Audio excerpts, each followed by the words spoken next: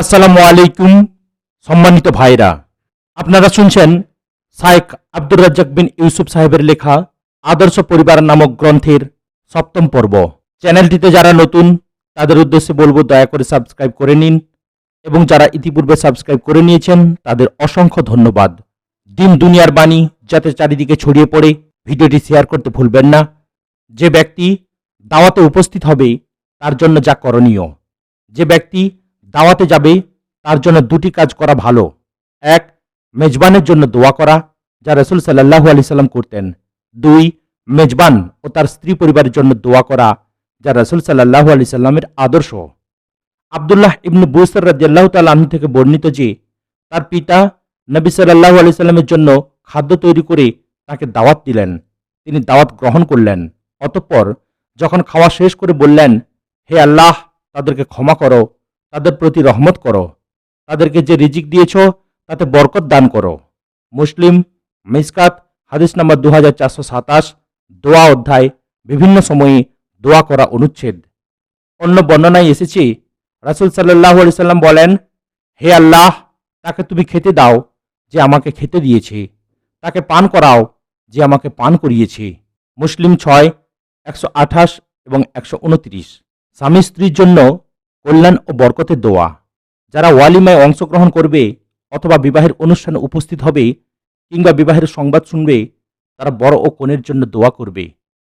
জাবির ইবনে আব্দুল্লাহ রাদিয়াল্লাহু তাআলা আনহু বলেন, আমার আব্বা 7 জন বা 9 জন কন্যা রেখে মৃত্যুবরণ করলেন। আমি একজন বিধবা মহিলাকে বিবাহ করলাম। আমাকে রাসূল সাল্লাল্লাহু আলাইহি সাল্লাম বললেন, হে জাবির, তুমি কি বিয়ে করেছ? আমি বললাম, হ্যাঁ। তিনি বললেন, কুমারী না বিধবা? আমি বললাম, বিধবা। তিনি বললেন, যদি তুমি কুমারী বিবাহ করতে তাহলে শুধু তাকে নিয়ে খেলতে আর সেও তোমাকে নিয়ে খেলত। তুমি তাকে হাসাতে, সেও তোমাকে হাসাতো, তবে কতই না ভালো হতো। আমি তাকে বললাম, নিশ্চয়ই আব্দুল্লাহ মারা গেছেন এবং 9 বা 7 জন মেয়ে রেখে গেছেন। আমি অপছন্দ করলাম তাদের মতো কাউকে ঘরে আনতে, সেজন্য এমন একজন মেয়েকে বিবাহ করলাম যে তাদের দেখাশোনা করতে পারে।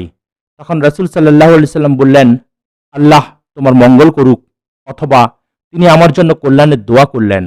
বুখারী, মুসলিম, মিসকাত, হাদিস নম্বর 3088। বুরাইদা রাদিয়াল্লাহু তাআলা আনহু বলেন, আনসারদের একটি দল আলী রাদিয়াল্লাহু তাআলা আনহুকে বলল, তোমার সাথে ফাতিমা রাদিয়াল্লাহু তাআলা আনহার বিবাহ দেওয়া হবে। তখন আলী রাদিয়াল্লাহু তাআলা আনহু রাসূল সাল্লাল্লাহু আলাইহি সাল্লামের নিকট আসলেন এবং সালাম দিলেন। রাসূল সাল্লাল্লাহু আলাইহি সাল্লাম বললেন, আলী ইবনে আবু তালিব, কি কাজে এখানে আসলে? তিনি বললেন, হে আল্লাহর রাসূল, আমি আল্লাহর রাসূলের মেয়ে ফাতিমাকে স্মরণ করেছি। রাসূল সাল্লাল্লাহু আলাইহি সাল্লাম বললেন, মারহাবা, স্বাগতম। এর চেয়ে বেশি কিছু বললেন না। এরপর আলী রাদিয়াল্লাহু তাআলা আনহু ওই অপেক্ষমান আনসারদের নিকট গেলেন। তারা বললেন, তোমার খবর কি? তিনি বললেন, আমি শুধুমাত্র একথাই শুনলাম যে তিনি বললেন, মারহাবা, স্বাগতম। তারা বললেন, দুটির একটি রাসূলের পক্ষ থেকে তোমার জন্য রাজি হওয়ার ব্যাপারে যথেষ্ট, অথচ তোমাকে মারহাবা ও স্বাগতম উভয় দিয়েছেন। শেষে যখন রাসূল সাল্লাল্লাহু আলাইহি সাল্লাম বিবাহ দিলেন, তখন তিনি বললেন, হে আলী, বাসর করতে হলে ওয়ালিমার প্রয়োজন। সাদ রাদিয়াল্লাহু তাআলা আনহু বললেন, আমার কাছে মেষ আছে। আর আনসারদের একদল তার জন্য ভুট্টা সংগ্রহ করলেন। বাসর রাতের দিন রাসূল সাল্লাল্লাহু আলাইহি সাল্লাম বললেন, আমার সাথে সাক্ষাৎ না করে কিছু করো না। রাসূল সাল্লাল্লাহু আলাইহি সাল্লাম পানি আনিয়ে নিয়ে ওযু করলেন। এরপর বাকি পানি আলী রাদিয়াল্লাহু তাআলা আনহুর গায়ে ছিটিয়ে দিয়ে বললেন, হে আল্লাহ, তাদের উভয়ের মাঝে বরকত দাও এবং তাদের জন্য বাসরে বরকত দাও। তাবারানী, আলবানী, আদাবুজ জিফাফ, 174 পৃষ্ঠা। আয়েশা রাদিয়াল্লাহু তাআলা আনহা বলেন, নবী সাল্লাল্লাহু আলাইহি সাল্লাম আমাকে বিবাহ করলেন। তারপর আমার মা আমার কাছে আসলেন এবং আমাকে ঘরে ঢুকালেন। তখন ঘরে আনসারীদের কিছু মহিলা ছিল। তারা বলল, তোমার বিবাহ কল্যাণ ও বরকতময় এবং মঙ্গলময় ভাগ্য হোক। বুখারী, মুসলিম, আলবানী, আদাবুজ জিফাফ, 174 পৃষ্ঠা। আবু হুরায়রা রাদিয়াল্লাহু তাআলা আনহু বলেন, কোন লোক বিবাহ করলে নবী সাল্লাল্লাহু আলাইহি সাল্লাম তাকে স্বাগতম জানিয়ে তার জন্য দোয়া করে বলতেন, আল্লাহ তোমার মঙ্গল করুক, আল্লাহ তোমার প্রতি বরকত দান করুক, তোমাদের মাঝে উত্তম সম্পর্ক গড়ে উঠুক। আহমদ, আবু দাউদ, বুলুগুল মারাম, হাদিস নাম্বার 965, বিবাহ অধ্যায়। নববধূ অন্যান্য পুরুষের সেবা করতে পারে। নববধূ দাওয়াতে উপস্থিত জনগণের খিদমত করতে পারে, তবে তাকে যথাযথভাবে ইসলামী পোশাক পরিহিতা হতে হবে এবং পরিবেশ সম্পূর্ণরূপে ফেতনামুক্ত হতে হবে। আমাদের দেশে যা দেখা যায় তার চরম অশ্লীলতা, নগ্নতা ও নির্জলতার বহিঃপ্রকাশ। সাহল ইবনে সাদ রাদিয়াল্লাহু তাআলা আনহু বলেন, যখন আবু সাঈদ আস-সাঈদী বিবাহ করলেন তখন তিনি নবী সাল্লাল্লাহু আলাইহি সাল্লাম ও তাঁর সাহাবীগণকে দাওয়াত দিলেন। তাঁদের জন্য কোনো খাদ্য তৈরি করলেন না এবং তাদের কাছে কোনো খাদ্য পেশ করলেন না। তবে তার স্ত্রী উম্মু উসাইদ কিছু ব্যবস্থা করলেন। নবী সাল্লাল্লাহু আলাইহি সাল্লামের জন্য তিনি রাতে পাথরের এক পাত্রে খেজুর ভিজিয়ে রেখেছিলেন। নবী সাল্লাল্লাহু আলাইহি সাল্লাম খাওয়া শেষ করলেন। অনুষ্ঠানে তিনি তাকে নিজ হাতে খাদ্য পরিবেশন করেন এবং পানি পান করান। সেই দিন তার স্ত্রী তাদের জন্য সেবিকা ছিলেন এবং তিনি ছিলেন নববধূ। বুখারী 2, 778 অত্র হাদিস দ্বারা প্রতীয়মান হয় যে নববধূ স্বামী ও দাওয়াতে আগত লোকদের খিদমত করতে পারে, তবে একথাও ধ্রুব সত্য যে ওই স্থানটি ছিল ফিতনা মুক্ত। অবশ্যই নববধূকে এ অবস্থায় পর্দার প্রতি যত্নবান হতে হবে, যেমন 1. মুখমণ্ডল ও কবজিদ্বয় ব্যতীত সমস্ত শরীর অবশ্যই ঢাকতে হবে। 2. কোনো সাজসজ্জা অলঙ্কার পরা যাবে না। 3. পরিহিত কাপড় পুরু হতে হবে, স্বচ্ছ পাতলা হওয়া চলবে না। 4. সংকীর্ণতার কারণে তার দেহের কোনো বর্ণনা দেওয়া যাবে না। 5. সুগন্ধি লাগানো যাবে না। 6. পুরুষদের পোশাকের সাদৃশ্য পোশাক পরিধান করা যাবে না। 7. কাফির মহিলাদের পোশাকের ন্যায় পোশাক পরা যাবে না। 8. প্রসিদ্ধ কোনো পোশাক পরে খিদমত করা যাবে না। বাড়ির মধ্যে গোসলখানা তৈরি করা জরুরি। প্রত্যেক বাড়িতে গোসলখানা থাকা আবশ্যক। নারীদের জন্য বাজারের গোসলখানা এবং অপর বাড়ির গোসলখানা ব্যবহার করা জায়েজ নয়। যেসব মহিলা অন্যের বাড়িতে পোশাক খুলে সে আল্লাহ এবং তার মাঝের পর্দাকে ছিন্ন করে ফেলে।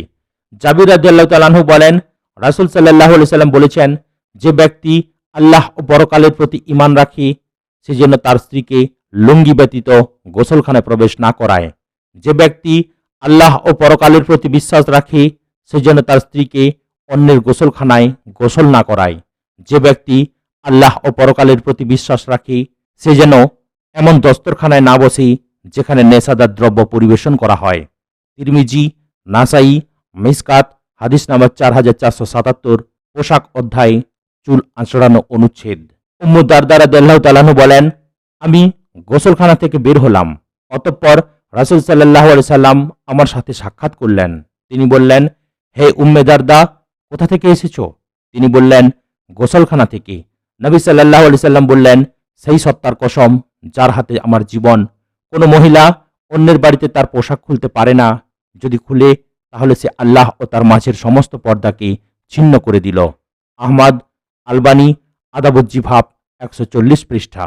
আবু মালিহ রাদিয়াল্লাহু তাআলা আনহু বলেন, শামবাসীদের কতিপয় মহিলা আয়েশা রাদিয়াল্লাহু তাআলা আনহার নিকট আসলো। আয়েশা রাদিয়াল্লাহু তাআলা আনহা তাদের বললেন, তোমরা কোথা থেকে এসেছো? তারা বলল, শাম থেকে। আয়েশা রাদিয়াল্লাহু তাআলা আনহা বললেন, সম্ভবত তোমরা আল কুরাহ শহরের যাদের মহিলারা গোসলখানায় প্রবেশ করে। তারা বলল, হ্যাঁ, কিন্তু আমি রাসূল সাল্লাল্লাহু আলাইহি সাল্লামকে বলতে শুনেছি, যে মহিলা অন্যের বাড়িতে তার পোশাক খুলে সে আল্লাহ ও তার মাঝে যা আছে তাকে ছিঁড়ে ফেলে। আবু দাউদ, নাসাই, তিরমিজি, ইবনু মাজাহ, আলবানী, আদাবুজ্জিফাব 141 পৃষ্ঠা। স্ত্রী মিলনের গোপন কথা ফাঁস করা হারাম। সহবাস সম্পর্কিত সমস্ত গোপন বিষয়গুলি প্রকাশ করা স্বামী স্ত্রী উভয়ের জন্য হারাম। এরা আল্লাহর নিকট সবচেয়ে নিকৃষ্ট মানুষ। এই কাজ এমন পুরুষ শয়তানের ন্যায় যে মহিলা শয়তানের সাথে রাস্তায় সাক্ষাৎ করে এবং তার সাথে সহবাস করে, তখন মানুষ তা দর্শন করে। আবু সাঈদ খুদরি রাদিয়াল্লাহু তাআলা আনহু বলেন, রাসূল সাল্লাল্লাহু আলাইহি সাল্লাম বলেছেন, আল্লাহর কাছে কিয়ামতের দিন সবচেয়ে নিকৃষ্ট মানুষ হচ্ছে যে স্বামী স্ত্রী মেলামেশা করে অতঃপর মানুষের সামনে তার গোপনীয়তা প্রকাশ করে। মুসলিম, মিসকাত হাদিস নাম্বার 3190, বিবাহ অধ্যায়, মুবাসারাহ অনুচ্ছেদ। আসমা বিনতু ইয়াজিদ রাদিয়াল্লাহু তাআলা আনহা থেকে বর্ণিত, একদা তিনি রাসূল সাল্লাল্লাহু আলাইহি সাল্লামের কাছে ছিলেন এবং পুরুষ ও মহিলারা বসা অবস্থায় ছিল। নবী সাল্লাল্লাহু আলাইহি সাল্লাম বললেন, সম্ভবত স্বামী স্ত্রীর সঙ্গে যা করে তা অন্য পুরুষকে বলে দেয় এবং স্ত্রী স্বামীর সাথে যা করে তা অন্য মহিলাকে বলে দেয়। তখন সবাই উত্তর না দিয়ে চুপ থাকলো। আমি বললাম, হ্যাঁ, হে আল্লাহর রসুল, আল্লাহর কসম, নিশ্চয়ই মহিলা ও পুরুষরা তা করে। তিনি বললেন, তোমরা এরূপ কখনোই করো না, কেননা নিশ্চয়ই ওই কাজ পুরুষ শয়তানের ন্যায় যে মহিলা শয়তানের সাথে রাস্তায় সাক্ষাৎ করে এবং তার সাথে সহবাস করে, এমত অবস্থায় যে মানুষেরা তা দেখতে থাকে। আহমদ, আবু দাউদ, আদাবুজ্জিফাব, 144 পৃষ্ঠা। বিবাহ অনুষ্ঠানে গান বলা ও দব বাজানো। ঘণ্টার শব্দবিহীন এবং বাদ্যযন্ত্রবিহীন দব বাজিয়ে বিবাহের ঘোষণা করার জন্য ছোট মেয়েদেরকে অনুমতি দেয়া যায় এবং ওই সমস্ত গান বলা যায় যাতে সৌন্দর্যের বিবরণ ও নির্লজ্জকর কোনো কথা নেই। রুবাই বিনতু মুআবিজ রাদিয়াল্লাহু তাআলা আনহা বলেন, আমার জন্য যখন বাসর তৈরি করা হলো তখন নবী সাল্লাল্লাহু আলাইহি সাল্লাম আমার কাছে এসেই আমার বিছানায় বসলেন। তুমি যেভাবে আমার কাছে বসেছ, এখানে তুমি বলে তার পরের বর্ণনাকারীকে বোঝানো হয়েছে। আমাদের বাচ্চারা দব বাজাতে লাগলো।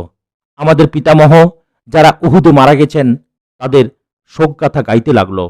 ইতিমধ্যে তাদের একজন বলল, আমাদের মাঝে এমন নবী আছেন যিনি আগামীকাল কি হবে তা জানেন। তখন রাসূল সাল্লাল্লাহু আলাইহি সাল্লাম বললেন, এ কথা ছেড়ে আগে যা বলছিলে তা বলো। বুখারী মিসকাত হাদিস নাম্বার 3144, বিবাহ অধ্যায়, বিবাহ প্রচার অনুচ্ছেদ। আয়েশা রাদিয়াল্লাহু তাআলা আনহা বলেন, আনসারী এক পুরুষের কাছে এক মহিলাকে বাসর ঘরে পাঠানো হলো। তখন নবী সাল্লাল্লাহু আলাইহি সাল্লাম বলেছিলেন, আয়েশা, তোমাদের আনন্দ করার মতো কিছু নেই, কারণ আনন্দ, আমোদ প্রমোদ আনসারীদের ভালো লাগে। বুখারী মিসকাত হাদিস নাম্বার 3141, বিবাহ অধ্যায়, বিবাহ প্রচার অনুচ্ছেদ।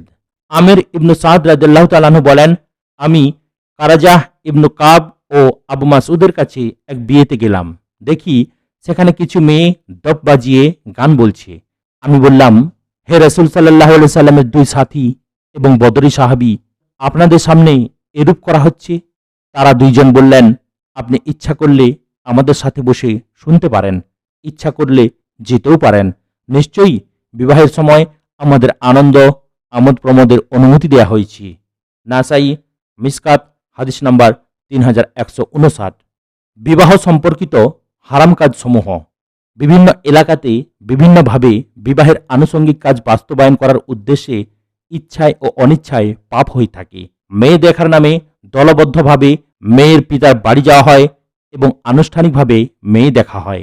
বিবাহের পূর্বে কোনো কোনো এলাকায় মিষ্টান্নর ব্যবস্থা করা হয় এবং মিষ্টান্ন কনের সামনে রেখে গ্রামের লোকেরা পর্যায়ক্রমে তার সামনে বসে আর তার মুখে মিষ্টান্ন তুলে দেয়। গ্রামের যুবতী মেয়েরা দলবদ্ধভাবে গীত গায়। বর ও কনের বাড়িতে হলুদ মাখতে যায়। সেখানে যুবতী মেয়েরা হলুদ মাখায় এবং গীত গায়। এভাবে সেখানে নানা ধরনের পাপ হয়ে থাকে। বিবাহের অনুষ্ঠানে বিভিন্নভাবে রং মাখানো হয়, বাদ্যযন্ত্রের ব্যবস্থা করা হয়। বিবাহের পর বর কনের দাম্পত্য জীবন সুখী হবে কিনা এর জন্য পানিতে ফুল ভাসানো হয়। বিয়ের পর মেয়ের পিতাকে বিভিন্ন ধরনের খরচ বহন করতে হয়। নানাভাবে মেয়ের পিতাকে অর্থদণ্ড দেয়া লাগে, যা হারাম। এর মধ্যে যৌতুক সবচেয়ে বড় অর্থদণ্ড। ছবি টাঙানো ও চিত্র অঙ্কন। বরকনের বিভিন্ন অবস্থাকে ভিডিও করা হয়। বিভিন্ন অনুষ্ঠানে নেতা ও বক্তাদের ছবি তোলা ও ভিডিও করা হয়। আবার এদের ছবিগুলি বড় বড় ফ্রেমের মধ্যে অত্যন্ত যত্ন সহকারে টাঙিয়ে রাখা হয়, যা হারাম। আয়েশা রাদিয়াল্লাহু তাআলা আনহা বলেন, রাসূল সাল্লাল্লাহু আলাইহি সাল্লাম আমার কাছে আসলেন। এমত অবস্থায় আমি আমার আঙিনার সম্মুখ ভাগে একটি পাতলা কাপড় দ্বারা পর্দা করেছিলাম, যাতে অনেক ছবি ছিল। অন্য বর্ণনায় রয়েছে এতে পাখা বিশিষ্ট ঘোড়ার ছবি ছিল। রাসূল সাল্লাল্লাহু আলাইহি সাল্লাম যখন এটা দেখলেন তখন সেটা ছিঁড়ে ফেললেন এবং তার চেহারা পরিবর্তন হয়ে গেল। তখন তিনি বললেন, আয়েশা, কিয়ামতের দিন সবচেয়ে কঠিন শাস্তি দেয়া হবে ওই লোকদের যারা আল্লাহর সৃষ্টির সাদৃশ্য তৈরি করে। অন্য বর্ণনায় রয়েছে, নিশ্চয়ই ছবির মালিকদের শাস্তি দেয়া হবে এবং তাদেরকে বলা হবে, তোমরা যা সৃষ্টি করেছ তা জীবিত করো। যে বাড়িতে ছবি টাঙানো থাকে সে বাড়িতে ফেরেশতা প্রবেশ করে না। আয়েশা রাদিয়াল্লাহু তাআলা আনহা বলেন, আমি ওই ছবিওয়ালা কাপড়টিকে কেটে একটি বা দুটি বালিশ তৈরি করলাম। আমি তার একটির উপর রাসূল সাল্লাল্লাহু আলাইহি সাল্লামকে হেলান দিয়ে থাকতে দেখেছি। বুখারী, মুসলিম, মিসকাত হাদিস নাম্বার 4489, 4492 এবং 4493। ইবনু আব্বাস রাদিয়াল্লাহু তাআলা আনহু বলেন, আমি রাসূল সাল্লাল্লাহু আলাইহি সাল্লামকে বলতে শুনেছি, যে ব্যক্তি ছবি তৈরি করবে তাকে শাস্তি দেওয়া হবে এবং তাতে আত্মা দেওয়ার জন্য বাধ্য করা হবে, কিন্তু সে আত্মা দিতে সক্ষম হবে না। বুখারী, মিসকাত হাদিস নাম্বার 4498। আবু হুরায়রা রাদিয়াল্লাহু তাআলা আনহু বলেন, রাসূল সাল্লাল্লাহু আলাইহি সাল্লাম বলেছেন, জিবরিল আলাইহিস সালাম আমার কাছে এসে বললেন, আমি গত রাতে আপনার কাছে এসেছিলাম, কিন্তু আমি ঘরে প্রবেশ করিনি, কারণ গৃহদ্বারে অনেকগুলি ছবি ছিল এবং ঘরের দরজায় একখানা পর্দা টাঙানো ছিল, যাতে অনেকগুলি প্রাণীর ছবি ছিল, আর ঘরের অভ্যন্তরে ছিল একটি কুকুর। বস্তুত যে ঘরে এ সমস্ত জিনিস থাকে আমরা সে ঘরে প্রবেশ করি না, সুতরাং ওই সমস্ত ছবিগুলির মাথা কেটে ফেলার আদেশ দিন যা ঘরের দরজায় রয়েছে। উহা কাটা হলে গাছের আকৃতি হয়ে যাবে, এবং পর্দাটি সম্পর্কে আদেশ দিন তাকে কেটে দুটি গদি তৈরি করা হবে, যা বিছানা এবং পায়ের নিচে থাকবে। আর কুকুরটি সম্পর্কে আদেশ দিন যেন তাকে ঘর থেকে বের করা হয়। সুতরাং রাসূল সাল্লাল্লাহু আলাইহি সাল্লাম তাই করলেন। তিরমিজি হাদিস নাম্বার 2806, মিসকাত হাদিস নাম্বার 4502। অত্র হাদিস সমূহ দ্বারা প্রতীয়মান হয় যে ছবি টাঙানো যাবে না, কারণ এতে রহমতের ফেরেশতা আসে না। উল্লেখ্য যে সব ধরনের ছবি হারাম, শরীর বিশিষ্ট হোক বা শরীর ছাড়া হোক, ছায়া বিশিষ্ট হোক বা ছায়া ছাড়া হোক, সব প্রকার ছবি নিষিদ্ধ। কেননা রাসূল সাল্লাল্লাহু আলাইহি সাল্লাম বলেছেন, যে ঘরে ছবি থাকে সে ঘরে ফেরেশতা প্রবেশ করে না। এতে তিনি সব ছবিকে অন্তর্ভুক্ত করেছেন, নির্দিষ্টভাবে কোনো প্রকার উল্লেখ করেননি। সেজন্য তিনি পর্দা ছিঁড়ে ফেলেছেন এবং ছবি সরানোর জন্য আদেশ দিয়েছেন। এটা সুস্পষ্ট দলিল যে ছবির আসল আকৃতি পরিবর্তন করে দিলেই তা ব্যবহার করা বৈধ হয়ে যায়, কারণ ছবির চিহ্ন পরিবর্তনের ফলে অন্য আকৃতি তৈরি হয়। তবে যে ছবিতে প্রকৃত উপকারিতা আছে আমরা সে ছবি তৈরি করা জায়েজ মনে করি, আর এই উপকারিতা সমূহ প্রত্যাখ্যান করা সহজ নয়, যার পদ্ধতি মূলত বৈধ। যেমন চিকিৎসার ক্ষেত্রে প্রয়োজন হয় এবং ভূগোলবিদদের ও শিকার সংগ্রহকারীদের প্রয়োজন হয়, এমনকি কোনো কোনো সময় তা ওয়াজিব হয়ে যায়। কার্পেট দ্বারা দেওয়াল ঢাকা যাবে না। কার্পেট বা অন্য কিছু দিয়ে দেয়াল ঢাকা যাবে না, কারণ এটা অপচয়। এই সৌন্দর্যকে শরিয়াত সমর্থন করে না। আয়েশা রাদিয়াল্লাহু তাআলা আনহা বলেন, একবার নবী সাল্লাল্লাহু আলাইহি সাল্লাম এক যুদ্ধে যান। আমি তার অবর্তমানে একটি কাপড় নিয়ে পর্দাস্বরূপ ঘরের দরজায় ঝুলিয়ে রেখেছিলাম। তিনি সফর শেষে ফিরে আসলেন এবং পর্দাটি দেখে টান দিয়ে ছিঁড়ে ফেললেন। অতঃপর বললেন, আল্লাহ তাআলা আমাকে ইট পাথর ও মাটিকে কাপড় দিয়ে ঢেকে রাখার আদেশ করেননি। বুখারী, মুসলিম, মিসকাত হাদিস নাম্বার 4494। অত্র হাদিস দ্বারা প্রমাণিত হয় যে অহেতুক ঘরকে সাজানো অপব্যয় ও অপচয়, যা পরিহার করা জরুরি। ঘর সাজানো ইট পাথর ও মাটিকে পোশাক পরিধান করানোরই নামান্তর। সালিম ইবনু আব্দুল্লাহ বলেন, আমি আমার পিতা বেঁচে থাকা অবস্থায় বিবাহ করলাম। আমার পিতা লোকজনকে দাওয়াত দিলেন। দাওয়াত প্রাপ্তদের একজন আমার ঘরটি সবুজ রঙের বিভিন্ন কাপড়, বিছানা ও বালিশ দ্বারা সাজিয়েছিলেন। আর আইয়ুব এসে ঘরে ঢুকলেন এবং তিনি আমাকে দাঁড়ানো অবস্থায় দেখলেন। তিনি অনুসন্ধান করে দেখলেন সবুজ কাপড় দ্বারা বাড়িঘর পর্দা করা হয়েছে। তিনি বললেন, হে আব্দুল্লাহ, তোমরা কি দেয়ালে পর্দা লাগাও? আমার পিতা লজ্জিত হয়ে বললেন, হে আবু আইয়ুব, মহিলারা এ কাজে আমাদের উপর প্রাধান্য লাভ করেছে। তখন আবু আইয়ুব বললেন, যাদের উপর মহিলারা প্রাধান্য বিস্তার করবে বলে মনে করতাম, আপনাকে তাদের অন্তর্ভুক্ত মনে করতাম না।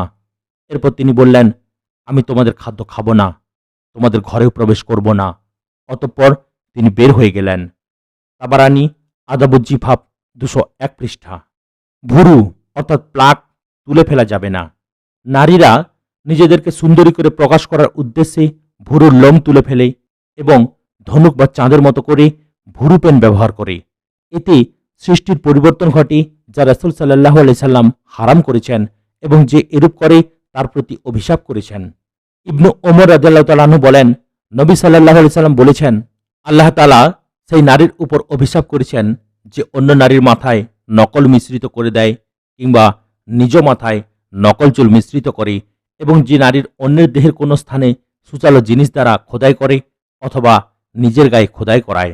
বুখারী, মুসলিম, মিশকাত হাদিস নাম্বার 4430, বাংলা মিশকাত হাদিস নাম্বার 4233।